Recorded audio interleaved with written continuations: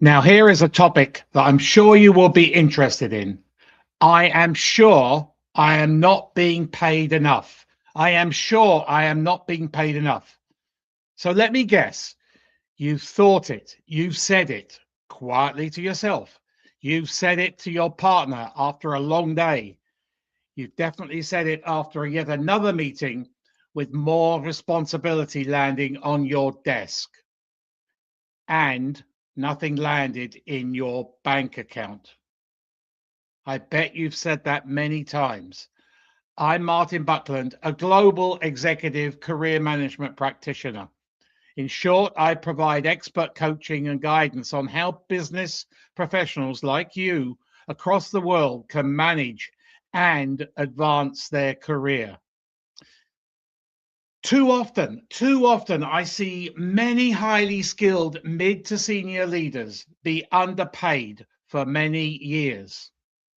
Now, this is being recorded live. If you've got any comments, please put them in the comments below. At the end of the presentation, I will answer them. Doesn't have to be related to today's topic. It can be related to anything perhaps on your mind to do with your career.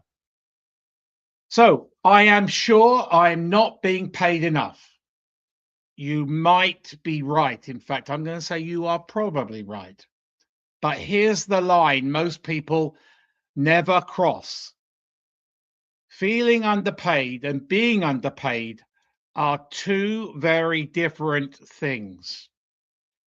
One is emotional, the other is provable. Most professionals live in the gap between the two. People don't usually quit jobs outright. They quit in slow motion. They disengage. They stop volunteering. They stop pushing. They do what's required and nothing, zero more. So that resentment builds quietly and they wait for someone senior to notice. You being noticed and providing additional remuneration very rarely happens. No organization runs a secret audit to see if you feel undervalued. If you raise the issue intellectually, strategically, and with evidence, facts, your salary stays where it is. Here's the part that irritates so many people. Hard work does not equal higher pay. Let me repeat that. Hard work does not equal higher pay. Long hours does not equal higher pay. Loyalty does not equal higher pay. The market pays for impact, scarcity, the risk, and how hard you will be for them to find a replacement. And that's it. If you cannot clearly explain the commercial or the operational impact of what you do, you don't control your compensation. Being busy is invisible. Being valuable is measurable. So ask yourself a question most people avoid. If you resigned tomorrow, how painful would it be for your employer to replace you? Not emotionally, operationally. So would revenue dip? Would clients notice? Would projects stall or halt? Would leadership scramble?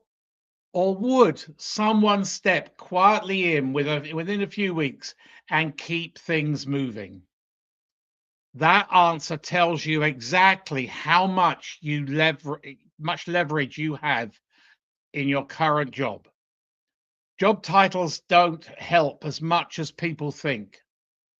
Titles tend to be cheap. They're often given instead of money. Senior, lead, manager, head of, whatever. Nice words, but no guarantee.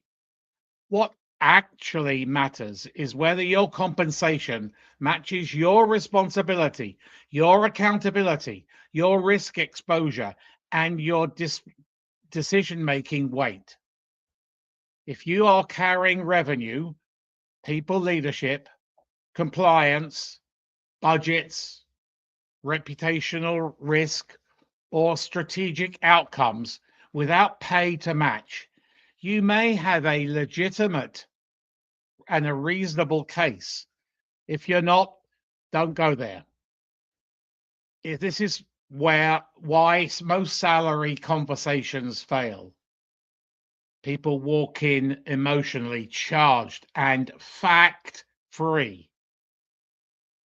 They like about what they feel, how they've been there and how hard they work, and they go on and on and on, and how unfair it all seems, putting on a misery case.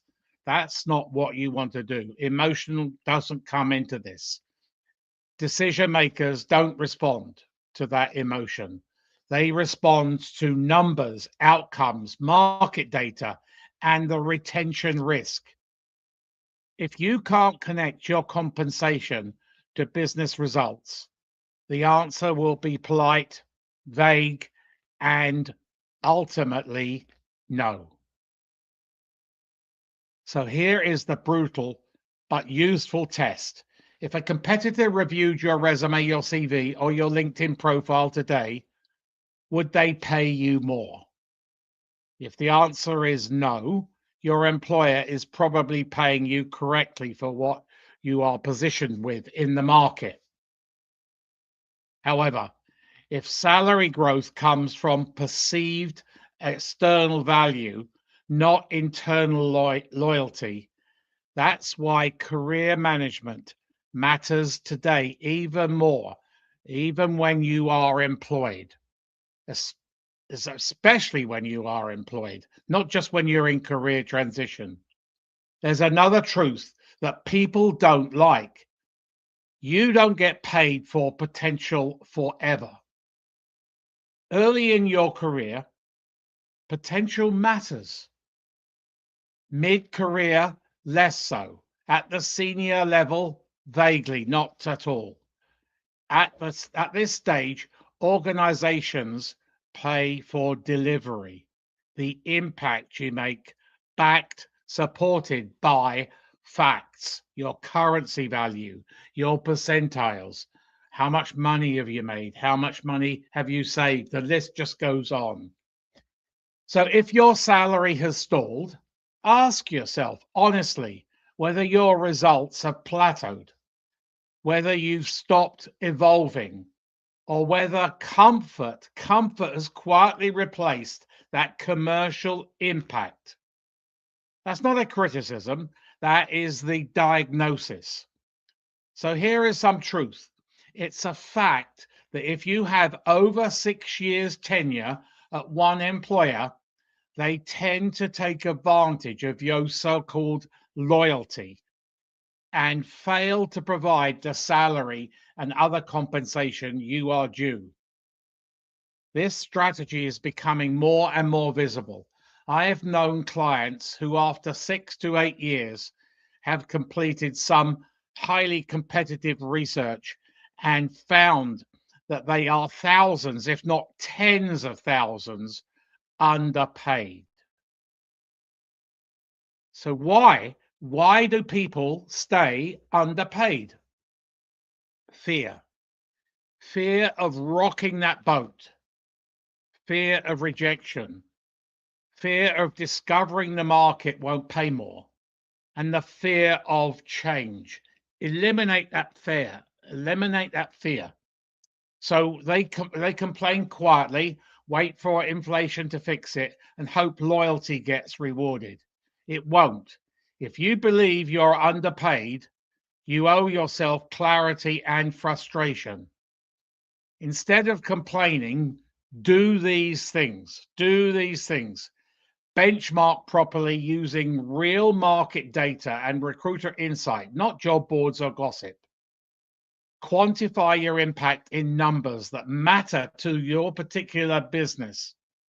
The revenue generated, the cost reduced, the risk mitigated, the growth delivered. The list goes on.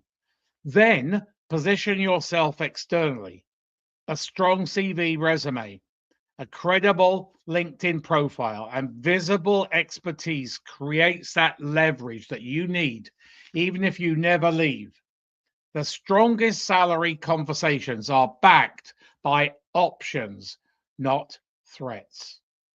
Yes, you might be underpaid, but until you can clearly prove your value, your worth, articulate your impact, and show that you are expensive to lose, nothing changes.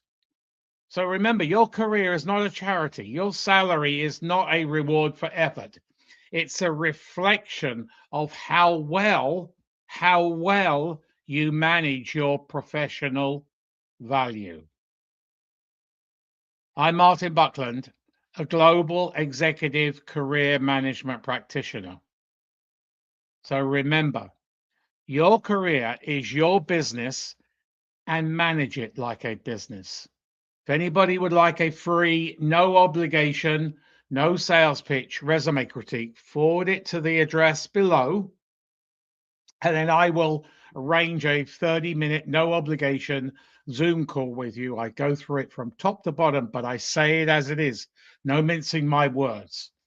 And then for more information on all facets of career management, please visit my YouTube channel, and I will press the subscribe button and the bell button to be notified of all upcoming videos. So what did you learn today? Have you now thought, perhaps I am being underpaid? Are you now going to review your remuneration as we are early in 2026?